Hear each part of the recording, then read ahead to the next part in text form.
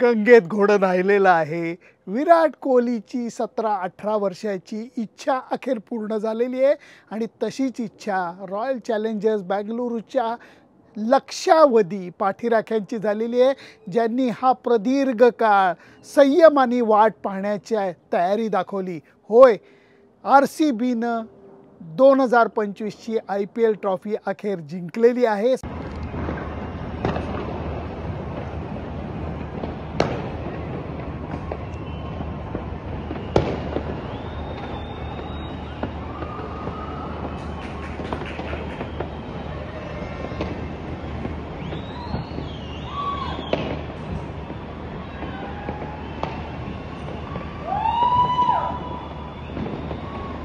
सहा धावांनी जिंकलेली आहे, परंतु एका अंतिम सामन्याला साजेसा असा खेळ झालेला आहे, अशी लढत झालेली आहे आणि त्याच्याबद्दलच मी तुमच्याशी बोलणार आहे. अजिबात कुठेही जाऊ नका, बघत राहा तुमचा आवडता कार्यक्रम सुनंदन लेले क्रिकेट अँड बियॉन्ड. काय अपेक्षा असतात? अशी फायनल म्हणजे वर्ल्ड कपच्या नंतरची फायनल असते आणि IPLची फायनल ही खूप इमोशनल असते, कारण 14 मॅचेस खेळून जेव्हा तुम्ही प्लेऑफमध्ये येता, त्याच्यानंतर तुम्हाला 2 किंवा 3 सामने खेळायला लागतात फायनल जिंकण्यासाठी. या सगळ्या गोष्टींचा जर का विचार केला तर प्रदीर्घ काळ चालणारे हे सामने असतात, दुखापती होतात, इमोशनली तुम्ही ड्रेन होता आणि त्या सगळ्याचे फाईट करून तुम्हाला अंतिम सामना खेळायला लागतो.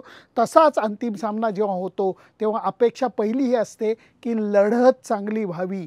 ती लढत आज चांगली झालेली आहे, परंतु पहिल्यांदाच मी कबूल करतो की संपूर्ण सामन्यामध्ये RCBनी बहुतांशी वेळेला वर चष्मा ठेवलेला होता. योग्य पद्धतीने तिने मार्गक्रमण केलेलं आहे विजेतेपदाकडे. त्यामुळे वेल प्लेड RCB हे पहिल्यांदा कबूल करतो. थोड्याशा गोष्टी उलटसुलट झालेल्या होत्या, कारण कुठलाही कॅप्टन टॉस जिंकल्यानंतर पहिली बॉलिंग घेणार होता. गेल्या सामन्यामध्ये श्रेयस अय्यरनी पाठलाग करताना करामत करून दाखवलेली होती. त्यामुळे रजत पाटीदारी हे म्हणाला की आम्ही टॉस जिंकला असता, आम्ही फिल्डिंग घेतली असती जी श्रेयस अय्यरनी घेतली, आणि त्या मानानं त्यांनी RCBला दरवेळेला थांबवण्याचा प्रयत्न केला. मी थांबवण्याचा प्रयत्न अशा करता म्हणतो की दर थोड्या अंतरानं त्यांनी फलंदाज बाद केले. तसंच एका क्षणाला असं वाटलं होतं की जेव्हा जितेश शर्मा खास करून खेळत होता की RCB सहज 200चा टप्पा पार करेल, त्या मानाने त्यांनी त्यांना रोखलेलं होतं आणि त्यामुळे हा सामना रंगतदार झाला. ह्याच्यामध्ये दोन्ही साईडच्या बॉलरचं मला थोडं कौतुक करायला लागेल, कारण दोन्ही साईडच्या बॉलरनी आपली हुकूमत करून दाखवली.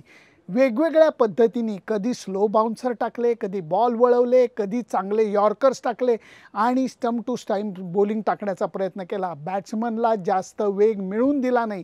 या सगळ्या गोष्टी आज आपल्याला बघायला मिळालेल्या आहेत. या अंतिम सामन्यामध्ये विराट कोहलीच्या चाहत्यांना किंचित थोडीशी निराशा झाली असेल, कारण विराट आज अपेक्षेप्रमाणे तुफान खेळला नाही. इनफॅक्ट माझं तर म्हणणं असं आहे की तो योग्य वेळी बाद झाला. त्याचा रिदम तेवढा चांगला नव्हता, त्यामुळे तो आऊट झाल्यानंतर जितेश शर्मा असू देत किंवा नंतरच्या बॅट्समनला हे तोडफोड आक्रमण करायची संधी मिळाली.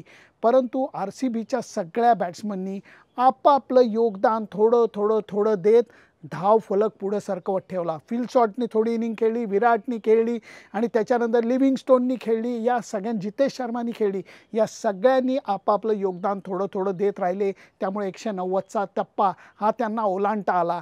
आणि त्याच्यानंतर मुख्य गोष्ट कुठली होती? युजवेंद्र चहलनी योग्य वेळी आऊट काढलं म्हणून त्या सामन्यामध्ये थोडी रंगत आली, पण त्याला मारही शेवटी पडला, हे लक्षात घ्या.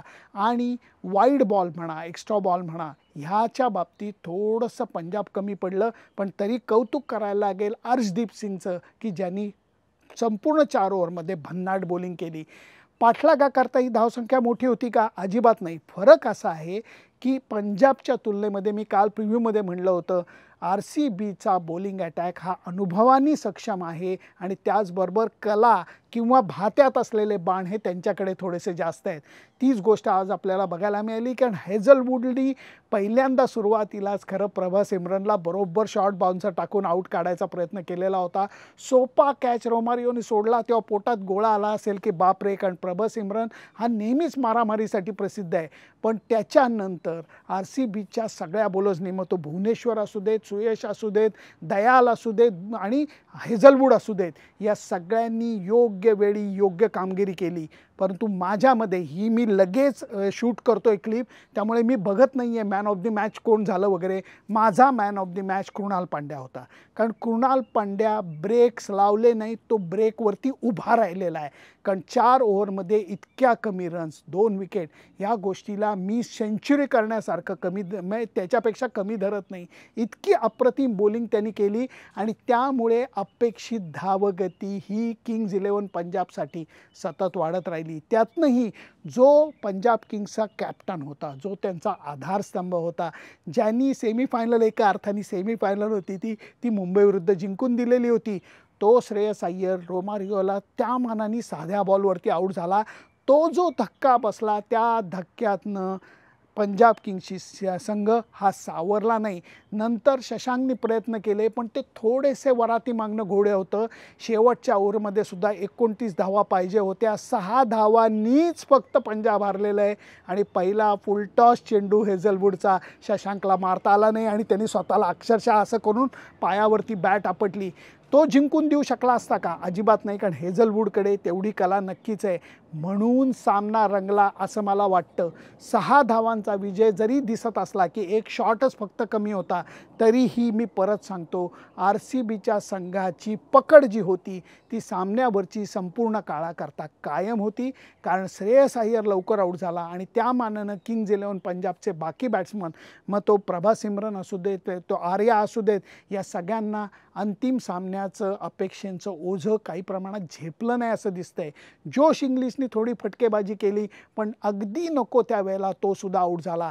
आणि ह्याच्यामध्ये यश दयाल असू देत, जोश हेझलवूड असू देत, भुवनेश्वर कुमार असू देत, यांनी आपापलं योगदान दिलेलं आहे. आणि खरा जो मॅन ऑफ द मॅच माझ्यासाठी होता तो कृणाल पांड्या होता. मी अगोदर सांगितलं त्याप्रमाणे 4 ओव्हर त्यांनी ज्या टाकल्या, अफलातून दिसताना असं दिसतं की हा बॉलर खूप बॉल वळवत नाही, हा बॉलर आर्मर टाकत नाही, हा चायनामन टाकत नाही, पण तो बुद्धीनी अत्यंत चतुर आहे. अपेक्षांचं ओझं कसं पचवायचं हे पंड्या ब्रदर्सना बरोबर माहिती आहे. त्यामुळे कृणालची आजची कामगिरी ही RCB करता खूप महत्त्वाची होती. शेवटचे क्षण अगदी मी थोडक्यात पाहिले. काय क्षण होते, कारण AB डिव्हिलियर्स कॉमेंट्री सोडून बाउंड्री लाईनवर येऊन उभा राहिलेला होता, जणू काही RCBच्या आत्ताच्या संघाचा सुद्धा तो मेंबर आहे. आणि विराट कोहली शेवटचा बॉल चालू व्हायच्या अगोदर त्याच्या डोळ्यातनं टप टप टप टप आनंदाश्रू ओघळू लागलेले होते. विराट कोहली असा इमोशनल झालेला आपल्याला बघत नाही, परंतु हा म्हणजे प्रदीर्घ काळ वाट पाहिल्याचा परिणाम आहे आणि त्याच्यानंतर मिळालेलं हे यश आहे.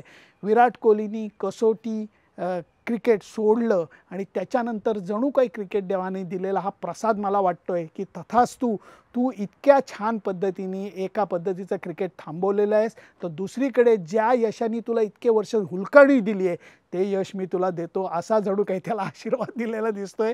त्यामुळे हा सीझन RCB करता रजत पाटीदार. बघा, भले भले कॅप्टन्स येऊन गेले, स्वतः विराटने किती वर्ष लीड केलं, AB डिव्हिलियर्सने केलं, नंतर फाफ डू प्लेसीने केलं, ते जे यश मिळालं नाही ते रजत पाटीदारला पहिल्या कॅप्टनशिपमध्येच मिळालं. हीच क्रिकेटची खरी गंमत आहे.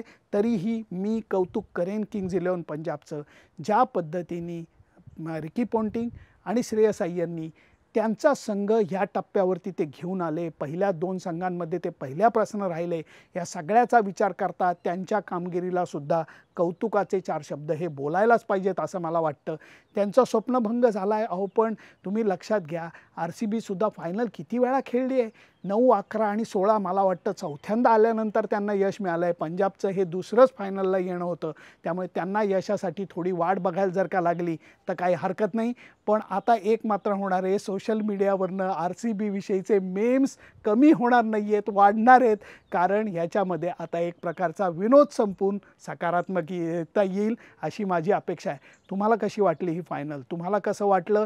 शेवटचं जे दान क्रिकेटने RCBला आणि विराट कोहलीला दिलं आहे त्याच्याबद्दल तुम्हाला काय वाटतं? मी म्हणलं माझा man of the match Krunal Pandya होता. तुमचा मॅन ऑफ द मॅच कोण होता मला नक्की सांगा. या संपूर्ण IPLमध्ये जी काही रणधुमाळी झाली, मुंबईसारखा संघ असू देत, गुजरात, जे ह्या दोन्ही संघांनी IPL जिंकलेलं आहे, ते संघ मागं पडले आणि ताक घुसळून लोणी वर यावं तसे RCB आणि किंग्ज 11 पंजाब आले आणि शेवटी RCBने हा विजय मिळवलेला आहे. म्हणून या सगळ्याचं मोल त्या संघासाठी, कोहलीसाठी मला वाटतं Dinesh Karthik, Andy Flower, Virat Kohli, AB de Villiers, even Chris Gayle या सगळ्यांसाठी खूप असणार. त्यामुळे आज आनंदोत्सव ते जोरात साजरा करतील. मी सध्या वॉशिंग्टनमध्ये आणि इथंसुद्धा हा सामना टी व्हीवरती मी संपूर्णपणे एन्जॉय केला आहे. आणि हा अहवाल सादर करत असताना मलासुद्धा आनंद होतो आहे, कारण प्रदीर्घ चाललेली ही स्पर्धा आज संपलेली आहे आणि एक खराखुरा संघ, ज्यांच्याबाबत कोणालाही शंका असायचं कारण नाही, असा संघ या IPLचा विजेता झाला आहे. याचा मला आनंद आहे. तुम्हाला तो आनंद आहे का तुम्ही किंग्ज 11 पंजाबला सपोर्ट करत होता म्हणून तुम्हाला थोडंसं दुःख वाटतं आहे? माझ्या मते सामना चांगला झाला आणि योग्य संघ विजेता झाला, याच्यापेक्षा सुख नाही. तुमचं काय म्हणणं आहे जरूर सांगा. फक्त त्याच्याकरता माझं फेसबुक पेज, इंस्टाग्राम अकाउंट आणि यूट्यूब चॅनल लाईक, शेअर आणि सबस्क्राईब करायला विसरू नका. आता क्रिकेटचं वार्तांकन हे वर्ल्ड टेस्ट चॅम्पियनशिपनी मी इंग्लंडमधनं चालू करीन. Bye bye.